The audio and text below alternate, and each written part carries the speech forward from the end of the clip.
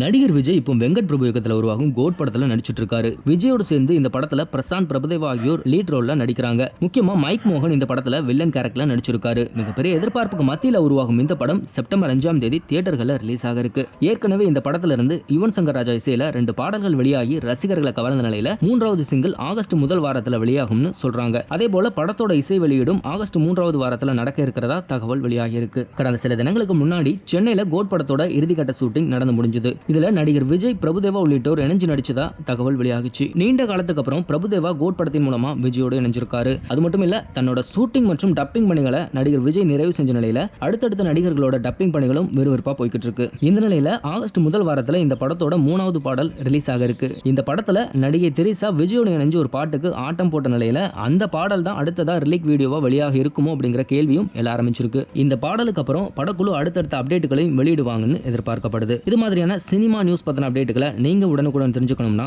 மறக்காம நம்ம cine model சேனலை சப்ஸ்கிரைப் பண்ணிக்கோங்க.